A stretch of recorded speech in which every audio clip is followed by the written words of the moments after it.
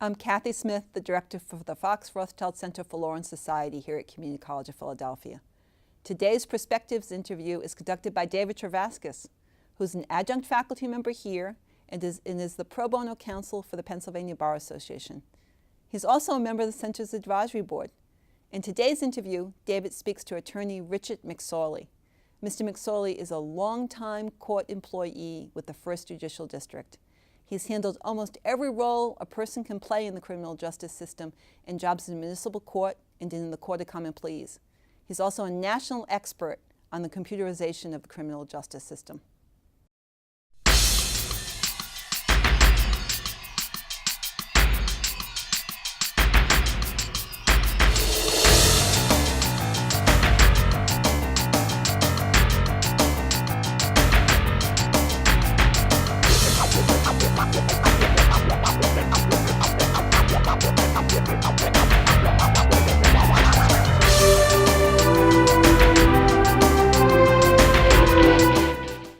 Welcome to the Fox Rothschild Center for Law and Society's Perspective series on CCP TV, the educational channel of Community College of Philadelphia.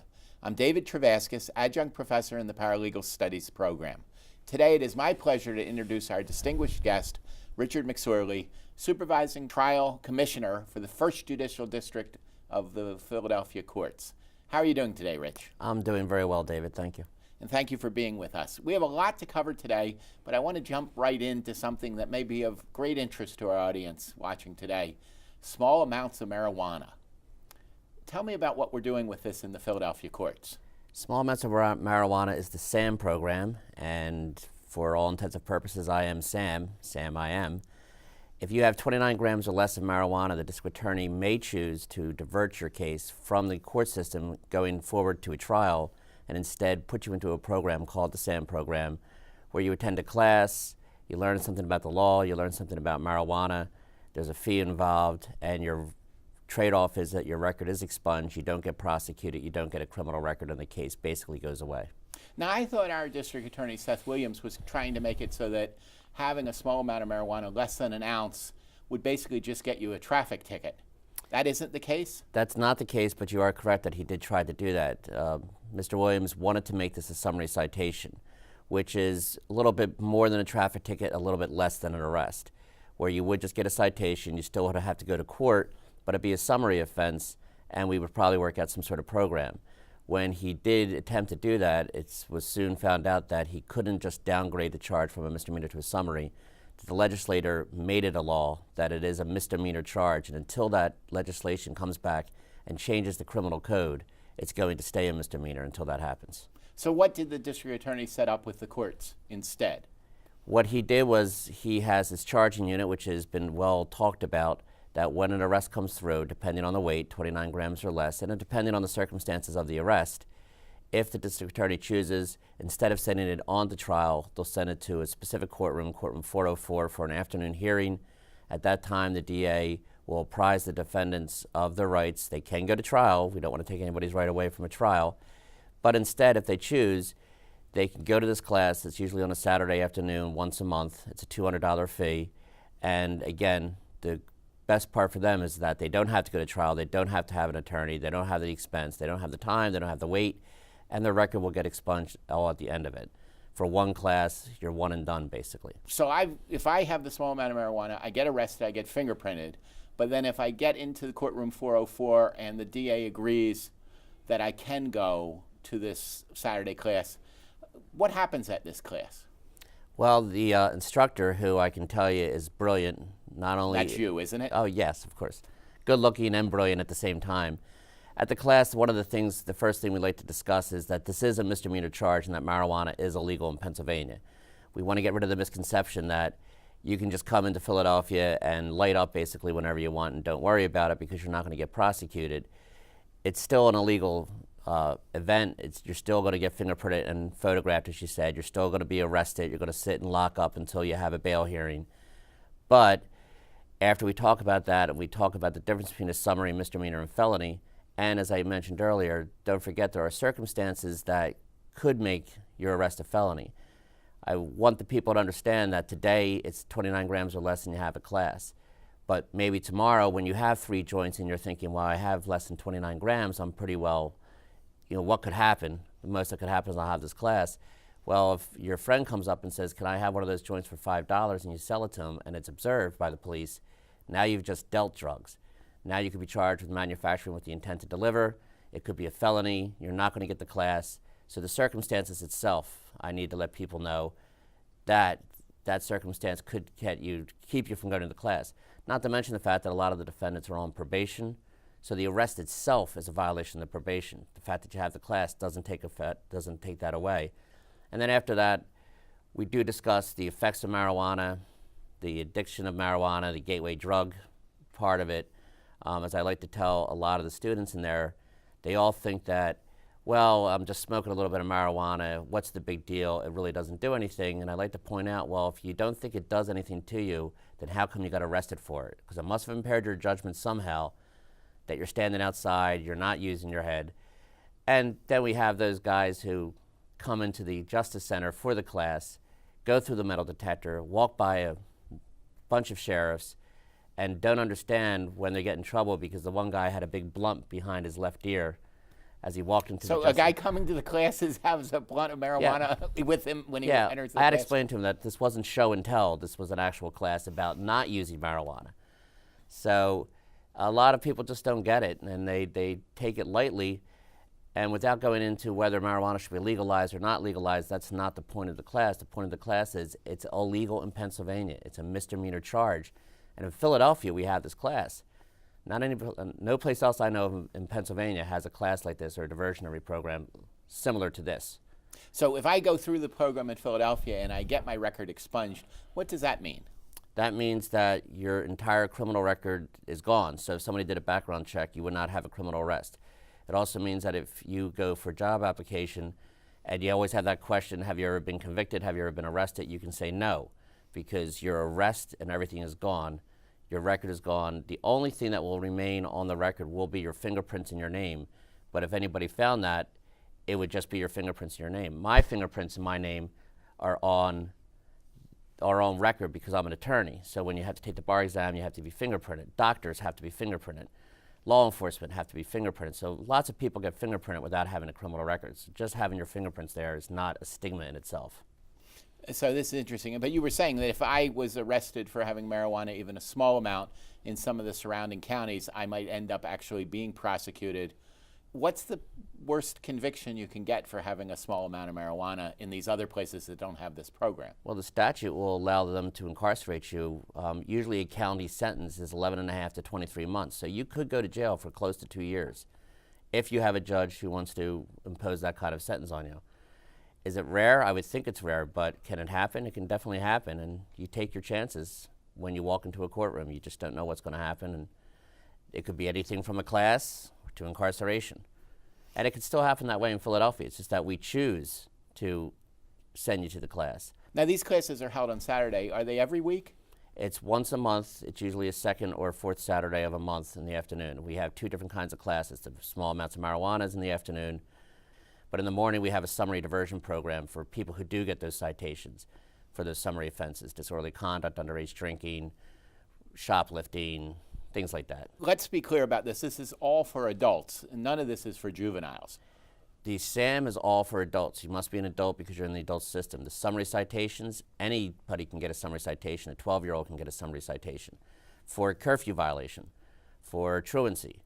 And sometimes they will be allowed to take the class. So I might have a class with a 12-year-older and a 60-year-older. Somebody who's 60 years older is shoplifting, and a 12-year-older who's out past 12 o'clock on a Friday night.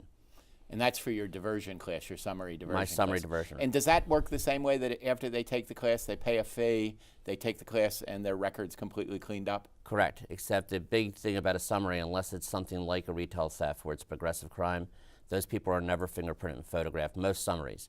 They are given something similar to a ticket. It's written out usually right there on the street. In fact, Philadelphia Phillies will be playing this summer. You'll have a lot of people down in the parking lot having a beer or two, and if you have an 18 or 17-year-older and they're out there in the parking lot having a beverage when they're not 21, they'll get a summary citation right there in the parking lot for underage drinking. So they could end up in your class. Oh, yes. Now, these classes, which are held once a month, how many people do you get into them? Usually each class hovers between about 160 to 200 people. One of the interesting things about the marijuana class is that we will assign about 350 to the class, knowing that only about 100 to 125 will show up. So the vast majority of people who are given this opportunity show up at the class, pay your money, get your record expunged, even after they've already gone to court, don't show up at the class. They do have an opportunity to go back to court and ask for another class. They'll get one more shot at it, but it just always amazes me when you're given this kind of opportunity to get rid of a criminal record that the vast majority of people will not show up for the class. And what will happen to them if they don't get the opportunity to come back? If they don't go back to the court itself, which on their paperwork, we are prepared for this. We say if you miss the class for whatever reason, and we understand people have emergencies, some people just don't have the money that day, that their paperwork says they can go back to court on one particular day about a week or 2 weeks later. If they miss that court date, then it's a regular criminal case. It's a bench warrant. They're stopped. They're going to go up to CFCF on State Road, and they're going to sit in prison waiting for a bench warrant hearing and probably have bail set, all for one small little amount of marijuana. Now, Rich, most of your career has been spent trying to do innovations in the court. This is just one of the more recent ones. Can you talk to us a little bit about the changes you've seen in the court system and how we process people through the criminal courts? Because that's been where you've spent most of your time. Right. I like to say I spent most of my life in the basement of the Criminal Justice Center or in night court. It's amazing. I can only say it's just like looking at technology today. I mean, who'd have thought when 20, 30, 40 years ago that we'd have the internet, that we'd all be chained to a phone, that we'd have iPods and all that technology. Well, when I started in night court, we had one big, huge courtroom in the Roundhouse Police Administration Building. Everybody was brought in. Everyone from all over the city who Right. got arrested got brought down to the Correct. Roundhouse. And they all got brought up to the courtroom. And I know most people won't remember, but it was a lot like the show Night Court. They were handcuffed 20 at a time. I was a clerk in the night court at the time and would walk out of there covered in carbon. And I was talking at a career day for a high school recently when I mentioned the fact of carbon paper. I was amazed that nobody knew what I was talking about. Well, I'm over a certain age, so I remember carbon Right. paper, but I bet a lot of our people who are watching this today have never used carbon paper. I'm sure. But it was just our way, is because when the defendant would come in, the judge needs a copy, the clerk needs a copy, the police need a copy, the DA needs a copy, the public defender needs a copy, and the defendant needs a copy. So we would have forms that would have 6 pieces of carbon in between each page, and everything you were able to write on it or type on it would go through, and then you could just tear it off, and paper would just be flying. It was kind of like dealing cards. I would literally stand at the bench, and here's your copy, here's your copy, here's your copy, here's your copy. The defendants were right there. It was much, much different than it is today. We used to all have our own cans of Lysol. Why, Lysol? Why would you have cans of Lysol? Well, during the hot summers of Philadelphia, when you have a lot of street people out in the street, and they're brought into a confined area like a courtroom, the smell hits you pretty quickly. So we would all have our cans of Lysol, and not to mention the fact that from just being the clerk, sitting there in a courtroom, I got fleas twice, I got lice once, just from being near, because this is a 24/7 system. These people are taken right off the streets, and we deal with the worst of the citizens of Philadelphia, and it never ends. It just keeps going, so it's not like we ever have a day where we can say, please could everybody not get arrested so we can clean up, maybe throw some fresh paint on the walls. There's just never time, so it gets pretty grimy. So when they were all coming to one central location, you had all that mess, that 24/7 mess, Right. all happening at the same time. Correct. Are they handcuffed by the kind of crimes they do? Oh, no, we don't. We never have that kind of luxury. You would have the prostitute handcuffed to the burglar, handcuffed to the drug dealer, handcuffed to the murderer, handcuffed to another drug dealer, handcuffed to a transvestite prostitute, handcuffed to the rapist, handcuffed to, the car thief. Everything, they just get called up in the order that we bring them in. And what about the kid who was out at his bachelor party who just was drunk and disorderly? He'd be handcuffed there too? He'd be handcuffed, and in fact, I remember one time we had a guy come up, and he was one of our regulars. I think it was small amounts of drugs or vagrancy or something like that, and very disheveled looking and ripped clothes and not clean, and a really, really nice pair of shoes, really, really nice pair of shoes. And we thought that was a little unusual, but maybe he somebody gave them to him, you never know. And he goes back, and about 4 people later, a guy comes up who was coming from a wedding in a very, very nice tux and a very nice outfit and a really, really bad pair of shoes. And we kind of figured out what might have happened there in that cell room, because they are all sitting together in one cell room. So they were all brought together, they were all in the same cell. Now, we don't do that anymore, right? No. What happens today? Today, you are processed in the police districts. You stay in the police districts. You're never out having to be transported, which is a huge cost to the city and a great safety measure that we don't have to transport you. Once you're into the cell room of the individual police district, and we have offender processing sites around the city, then you stay in that police district. The police put you into a system called PARS. You're fingerprinted, photographed, and the police do all of their work, and they put it all into this electronic system. Once that's all inputted, it interfaces with the Pennsylvania State Police. We positively identify you. We'll know right away whether you're wanted in California, whether you're wanted someplace else. We also will know right away who you really are. Amazingly enough, you might find this hard to believe, but a lot of these people lie about their names when they come in. So if they've been arrested once, we know who they were the first time, and we'll know who they are the second time. Now, if I've been arrested before, if my fingerprints are in the system, and I lie about my name, it'll come up David Travaskis with my fingerprints. Correct. What happens if I've never been arrested and I'm not in the system and I lie about my name? Well, really what will happen is that you'll keep that name for the rest of your criminal career, and if we do find out later what your real name is, we'll put that into the system and change it, but that first name you use will be your master criminal name, and it's where you get your aliases from. That'll become your alias depending on which name we stick with. So now there is no longer Rich handing out the 6 sheets of carbon paper Correct. reports. We all have this computer technology. Now we've put the information in at the police station. What happens next? All that information is electronically sent to the district attorney's charging unit, which is in the district attorney's office. They actually used to sit, believe it or not, in a trailer in the parking lot of the Philadelphia Police Department. They would be out in a trailer. They would have to come out of the trailer, bring their documents, bring them into the courtroom, go back and forth in snow, sleet, or rain. And now they sit in their office. They're able to get all this information electronically once they're finished looking at it, because unlike any other county in Pennsylvania, the Philadelphia District Attorney charges the defendants. And any place else in Pennsylvania, the police charge the defendants. So the district attorney reviews what the police have gathered, make their decision, they charge you, then that information is electronically sent to the courtroom. In the meantime, the defendant is sitting in his cell. He's now interviewed via video by members of the Court of Common Pleas for background information. Just how long have you lived in Philadelphia? Do you have education? Can somebody vouch for you? Trying to get the roots of the community to see what kind of flight risk you might be. All that information is electronically sent into the courtroom, and the arraignment court magistrate actually sits on the bench. There's no files. They log in, they review the case file, they review the criminal history, they review the facts of the case, all online. When it's all said and done and bail is set and the next court date is done and decisions are made, all of that is put directly into the system. So the defendant sitting 10 miles away in the police district gets a copy of his complaint, gets a copy of his subpoena. He signs the subpoena electronically. We get a copy where we are. And all this information is stored in the Criminal Justice Center. And now when you go to court, and this just happened this past year with the help of the clerk of court's office, those files now used to be printed out and be taken to a courtroom. Now they're all online. So the judge is actually sitting in a courtroom for any case from January 2012 forward, will now look at that file online in the courtroom. So it's a huge amount of paper not being printed. It's a huge savings to the court system and to the city of Philadelphia, and you're not transporting, another cost saving, another great safety issue. So it's just an amazing thing for someone like me who used to walk out of a courtroom covered in carbon and have dirt all over my face from carbon paper.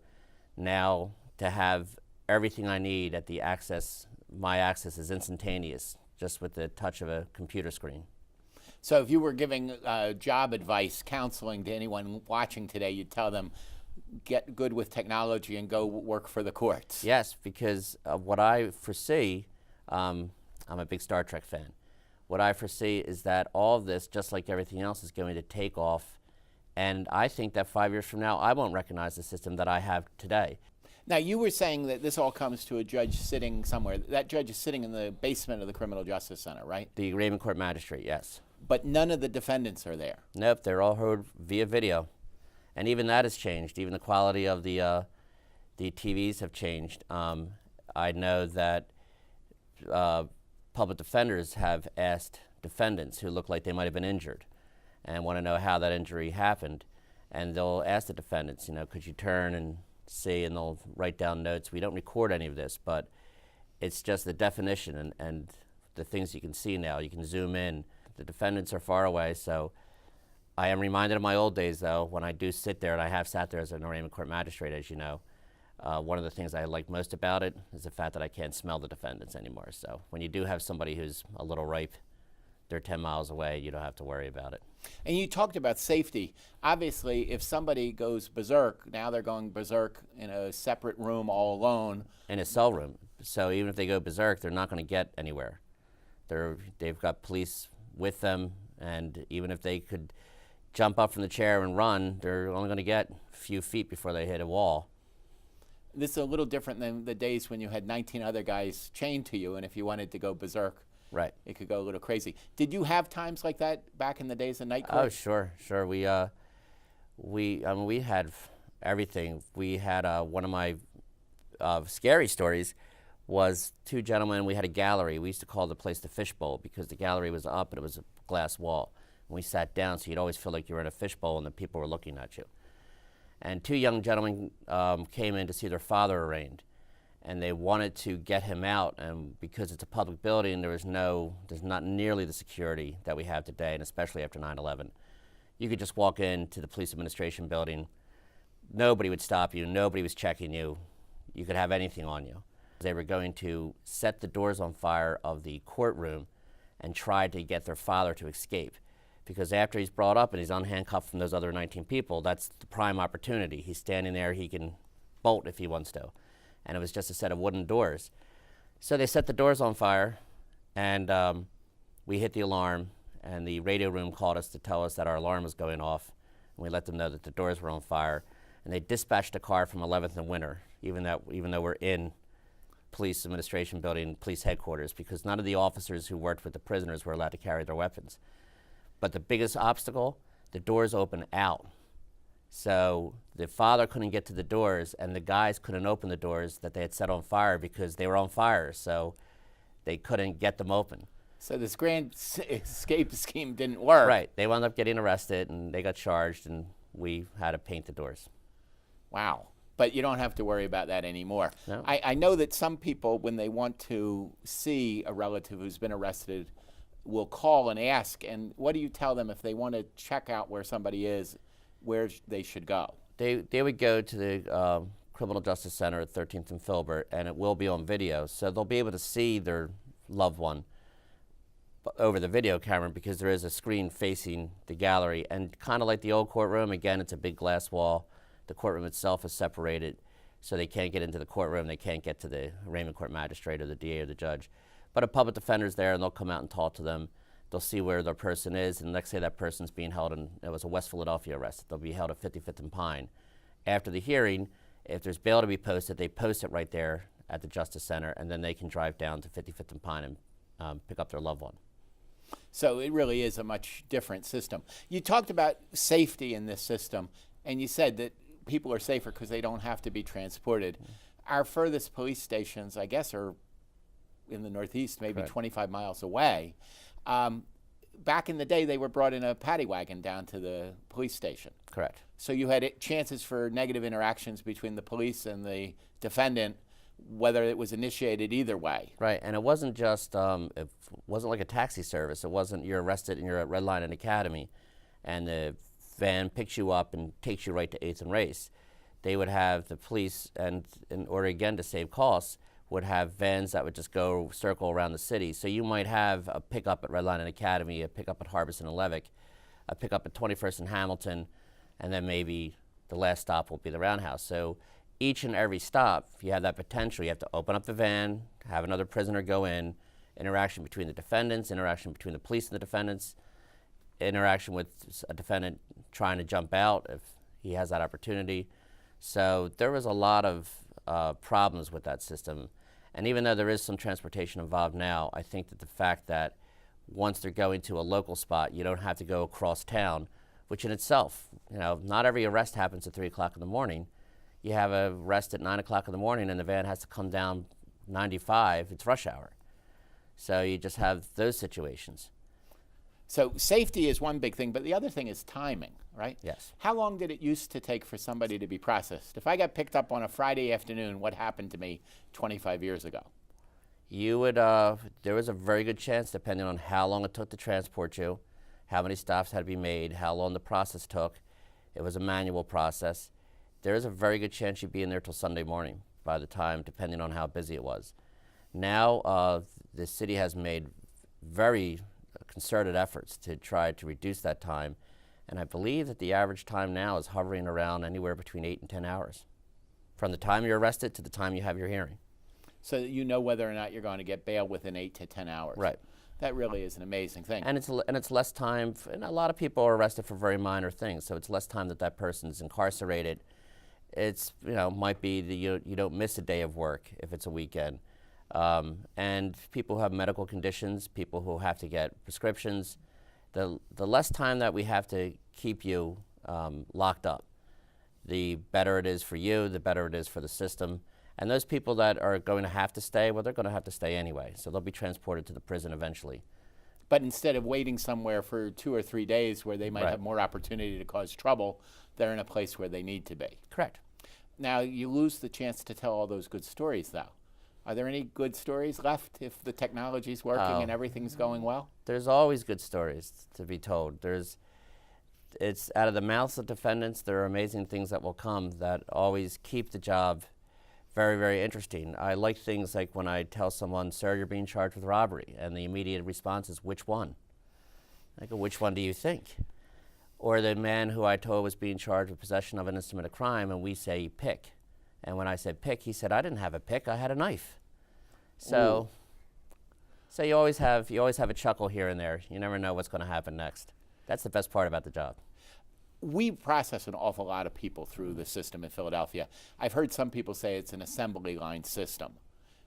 Is there really justice in an assembly line system like that? I think there is. I think that a lot of people will say that you're not getting fair treatment, but we do look at each case individually. We just do it in a much faster fashion than you will in a county because we are processing, averaging about 50 to 55,000 new arrests, new criminal cases every single year. So it's a trade-off. For instance, I remember when we started, we did everything by video. The public defender wasn't quite happy because they prefer to be able to sit with their clients and talk to their clients, and I totally understand that. However, when you say to the public defender, if we do it your way, your person's going to be in lockup for 15, 20, 25 hours by the time we are able to transport them and get them into a courtroom. If we do it our way with a little bit of assembly line, that person will be in from 8 to 10 hours. And for the most part, for the arraignment process, it's just to let people know what they're being charged with, when their next court date is, and set bail on them. It's not a time for a guilty plea or a not guilty plea, and it's not a time to discuss the case. It's just a time for information being exchanged. So, final question for you, because we'll have to leave in a moment. But since we've gone to all this new technology, do you have to worry about lice and Lysol? Not in my workplace, no. That is great. Rich, thank you so much for being with us. That's all the time we have for today, and I want to thank my guest, Rich McSorley of the 1st Judicial District, for joining us today. And I want to thank all of you watching for tuning in. You've been watching the Fox Rothschild Center for Law and Society's Perspective series on CCP TV, the educational channel of the Community College of Philadelphia. I'm David Travaskis, adjunct professor in the Paralegal Studies program. For more information, please contact us at the college, and we'll see you next time on CCP TV.